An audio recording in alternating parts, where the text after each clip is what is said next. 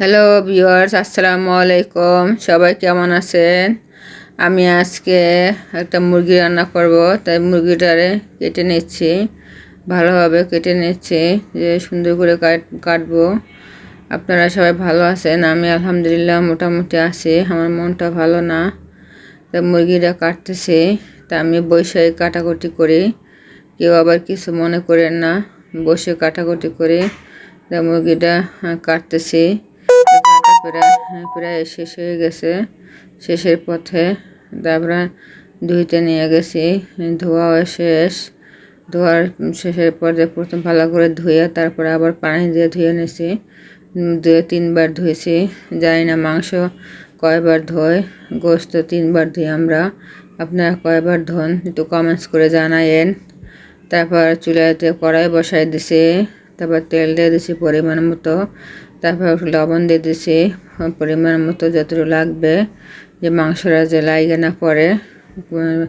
লবণটা দিলে হয় কি, এটা মাংসটা লাগে পড়ে না। তা মাংস দিয়ে দিছি। তো মুরগি মাংস দেওয়ার পর সবগুলো দেওয়া হয়ে গেছে, এখন নাড়াচাড়া করতেছি। নাড়াচাড়া দিছি ভালো মতো, নাড়াচাড়া হলে তবে সব মশলা দিয়ে দেবো, গরম মশলা, এলাচ, দারচিনি, লং, এগুলো সব দিয়ে দেবো। তারপরে একটু নাড়াচাড়া করবো, নাড়াচাড়া দেবো। নাড়াচাড়া হয়ে গেলে তারপরে মশলাগুলো দিয়ে দেবো, আদা পেস্ট, রসুন পেস্ট, পেঁয়াজ পেস্ট, এগুলো সব দিয়ে দেবো। দেওয়ার পরে ভালো মতো নাড়াচাড়া করবো।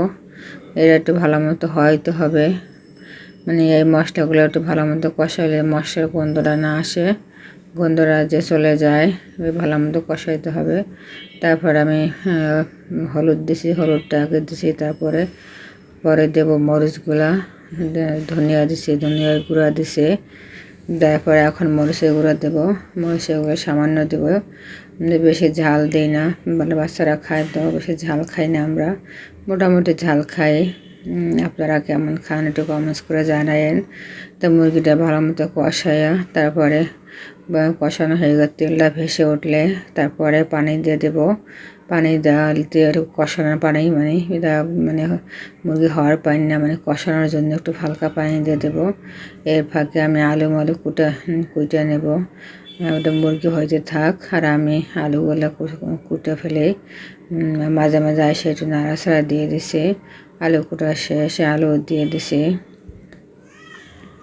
আলুটা এর সাথে প্রায় সিদ্ধ হয়ে যায়, তার জন্য আমার মুরগি হইতে বেশি সময় লাগে না। পরে হালকা পানি দিলে তো ওই মুরগিতে দেখেন তেল ভেসে উঠছে, কষাইতে তেলটা ভেসে উঠছে। এখন পরিমাণ মতো পানি দিয়ে দেব, যে পানিতে যে তরকারিটা হয়ে যায়।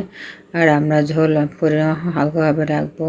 মুরগিতে বেশি, দেশি মুরগিটা ঝোল ঝোলই ভাল লাগে, বেশি কষা ভাল লাগে না। তাই আমি রাঁধতে এরকম করে চারধারটা পরিষ্কার করে দিতেছি, যে তার চারধারে মশলাগুলো লেগে আছে। তাই চারধার পরিষ্কার করে দেওয়ার পরে ঢাইকা দিছি।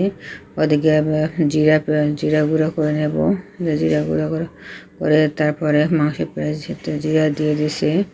জিরা দিয়ে একটু ঢেকে দেবো, ঢাকার পরে একটু নাড়াচাড়া দেবো।